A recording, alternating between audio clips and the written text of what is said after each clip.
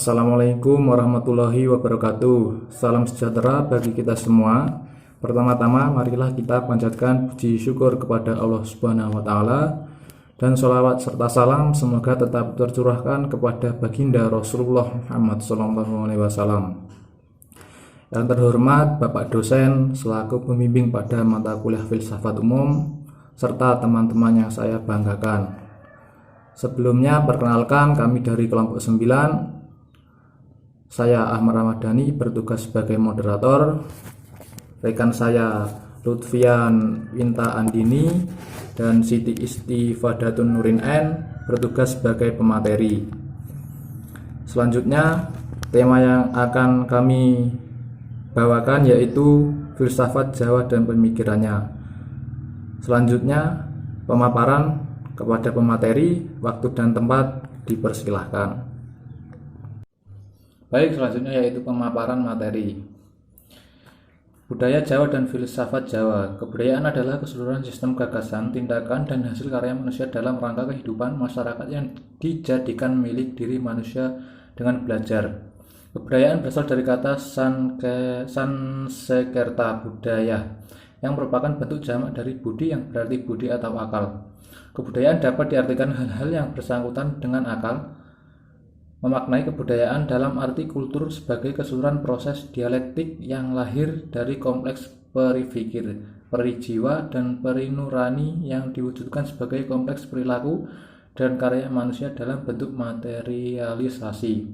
Sebagai gagasan yang diadaptasi, diterapkan, distandarisasikan, dikembangkan, diteruskan melalui proses belajar dan diadaptasikan dalam kehidupan bersama. Yang perlu diutamakan dalam segala soal kebudayaan atau kultur yaitu bahwa di dalamnya tidak saja terkandung arti buah budi, tetapi juga arti memelihara dan memajukan dari sifat kodrati ke arah sifat kebudayaan. Itulah tujuan dari segala usaha kultural. Acap kali suatu bangsa itu hanya mementingkan sifat keindahan atau kemegahan yang terdapat pada suatu benda kebudayaan hingga lupa akan hubungan kebudayaan dengan masyarakat yang hidup pada suatu zaman. Unsur-unsur kebudayaan yang ditemukan pada semua bangsa di dunia terdapat 7 unsur kebudayaan, yaitu bahasa, sistem pengetahuan, organisasi sosial, sistem peralatan hidup dan teknologi, sistem mata pencaharian hidup, sistem religi, dan kesenian. Pengertian wujud dan unsur kebudayaan sebagaimana dikemukakan di atas dapat diberlakukan juga dalam kebudayaan Jawa. Kebudayaan Jawa didasarkan pada peta kewilayahan yang meliputi seluruh bagian tengah dan timur dari Pulau Jawa, dengan pusat kebudayaan wilayah bekas Kerajaan Mataram sebelum terpecah pada tahun 1700. Cipto Prawiro menyatakan terdapat perbedaan yang dalam antara sistem-sistem filsafat Barat dengan ungkapan-ungkapan renungan-renungan filsafat Jawa yang sering bersifat fragmentaris dan kurang nampak adanya hubungan yang jelas. Perbedaan utama antara filsafat Barat dan filsafat Timur. Dalam filsafat Timur bukan menciptakan filsafat untuk filsafat itu sendiri. Dalam filsafat Barat tidak didapatkan pertentangan antara filsafat dan pengetahuan tentang Tuhan. Justru didapatkan dalam filsafat Timur bahwa kearifan tertinggi yang merupakan puncak filsafat adalah pengetahuan tentang Tuhan, tentang yang mutlak dan hubungannya dengan manusia. Rumusan filsafat Barat Yunani bahwa perkataan filsafat berasal dari bahasa Yunani philosophia yang berarti cinta kearifan. Sedangkan filsafat Jawa pengetahuan senantiasa hanya merupakan sarana untuk mencapai kesempurnaan. Dapatlah dirumuskan bahwa di Jawa filsafat berarti cinta kesempurnaan. Dalam bahasa Jawa filsafat Jawa adalah ngudi kasampurnan, sedangkan filsafat Barat adalah ngudi kawicaksanan.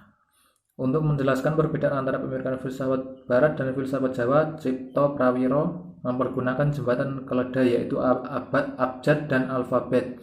Dalam abjad ABCD yang kini umum dipergunakan, abjad Jawa Hanacaraka senantiasa menceritakan sebuah kisah, yaitu kisah Aji Saka yang menggambarkan kedua abdinya yang saling bertengkar, sama kesaktiannya dan akhirnya menemui ajalnya. Manusia adalah utusan Tuhan dan merupakan tulisannya dalam bentuk kodrat kemampuannya. Cipta rasa karsa Hanacaraka merupakan suatu kesatuan ada semesta yang mutlak, yang esa, Tuhan dengan alam semesta dan manusia merupakan suatu kesatuan seperti rumusan Romo Z. Mulder, kesatuan kosmos dan saling berhubungan semua di dalamnya. Dalam filsafat Jawa dapat dinyatakan bahwa manusia itu selalu berada dalam hubungan dengan lingkungannya, yaitu Tuhan dan alam semesta, serta menyadari kesatuannya. Maka bagi filsafat Jawa, manusia adalah manusia dalam hubungan.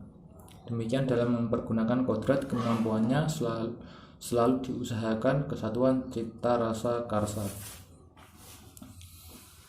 Filsafat Jawa tidak bisa dilepaskan dari filsafat moral Jawa yang telah diteliti oleh Magnus Suseno. Antara lain disimpulkan etika norma-norma Jawa hanya berlaku secara relatif. Norma-norma itu memang berlaku tetapi tidak mutlak. Tidak satu pun norma-norma moral Jawa boleh dipegang secara mati-matian. Tidak satu norma pun dapat memberi orang hak untuk melibatkan diri secara 100%. Masyarakat Jawa mengembangkan daya ikat norma-norma moral agar menemukan batas.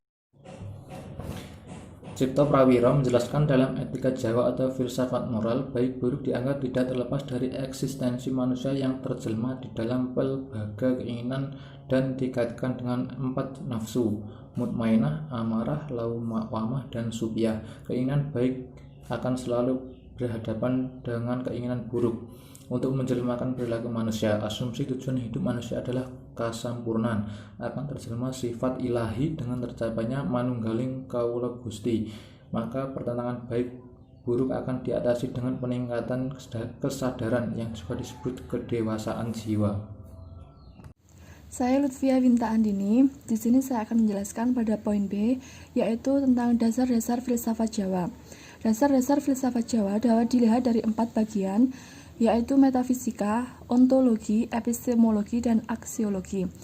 Yang pertama, metafisika dalam filsafat Jawa.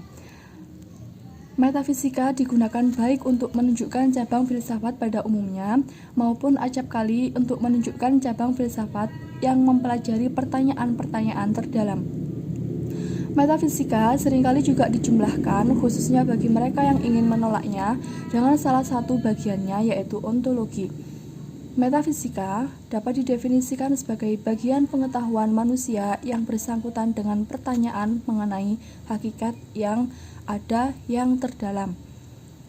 Pandangan tentang metafisika Jawa yang merupakan hubungan antara Tuhan, manusia, dan alam semesta juga diungkapkan oleh Kusbandrio, yang menyatakan bahwa metafisika Jawa mempunyai karakteristik. Yang pertama, pengakuan tentang kemutlakan Tuhan, dan yang kedua, Tuhan transenden imanen di alam dan pada manusia. Dan ketiga, alam semesta dan manusia merupakan salah satu kesatuan yang bisa disebut kesatuan makrokosmos dan mikrokosmos. Contohnya adalah konsep dualisme realitas yang dapat dilihat pada tembung gambu. Berdasarkan contoh, terlihat bahwa dalam filsafat Jawa selalu bermuara pada titik akhir, yaitu Tuhan. Pengakuan akan kemutlakan Tuhan yang seringkali disebut sangkan paraning dumadi. Demikian pula hubungan manusia dengan alam. Manusia harus menunjukkan suatu citra harmonis. Kesempurnaan manusia akan terwujud bila mana telah melepaskan diri dari keakuannya dengan tidak terbelenggu dengan dunia. 2. Ontologi filsafat Jawa. Ontologi merupakan metafisika umum yang mempersoalkan adanya segala sesuatu yang ada. Ontologi dalam filsafat Jawa misalnya dapat dilihat dalam Serat Centini yang berangkat dari kenyataan yang sungguh-sungguh ada. Hal itu dapat dilihat dari awal tujuan penulisan Serat Centini.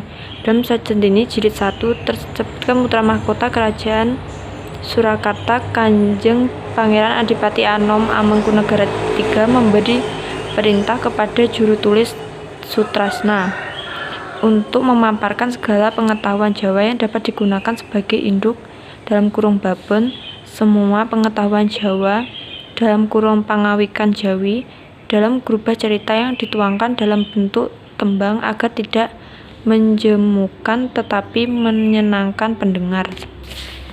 Dalam Suprapto dalam sanduran Serat Centini jilid 1 menyebutkan jenis pengetahuan Jawa, antara lain mengenai kesenian, bermacam primbon, berbagai jenis masakan, makanan, dan sebagainya. Serat Centini ini ditulis pada tahun 1814 Masehi merupakan bagian karya sastra yang menggambarkan realitas kehidupan masyarakat. Realitas kehidupan masyarakat berupa kontrasepsi kehidupan yang berkembang dan digunakan oleh masyarakat pada saat Serat Centini ditulis.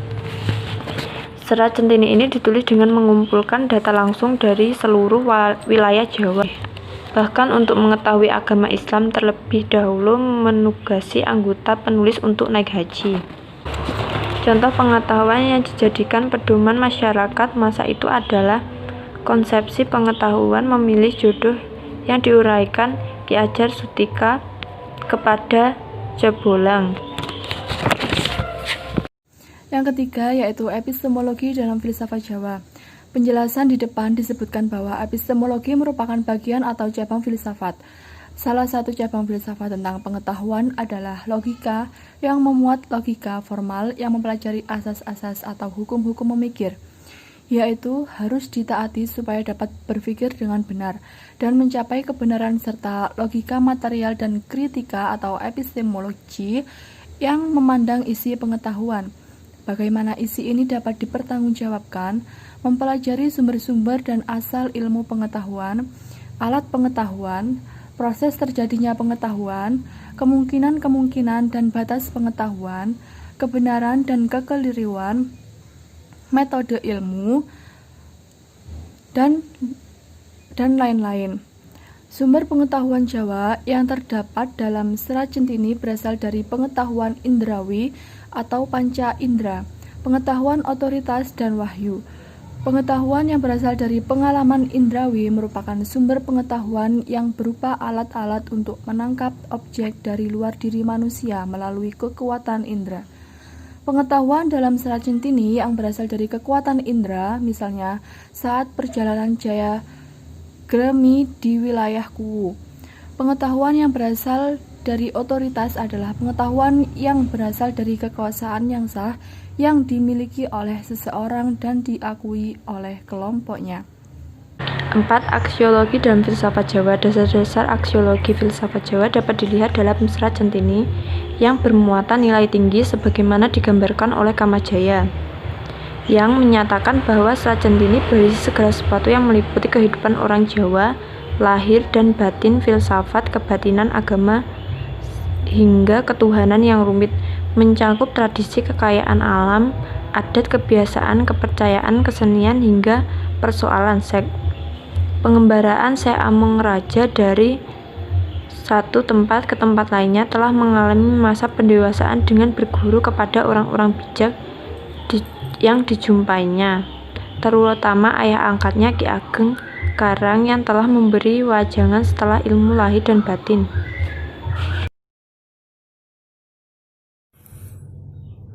Selanjutnya, demikian materi yang dapat kami sampaikan. Semoga materi yang kami sampaikan bisa bermanfaat bagi kita semua. Selanjutnya, apabila ada salah kata atau penulisan dari kelompok kami mohon maaf. Wassalamualaikum warahmatullahi wabarakatuh.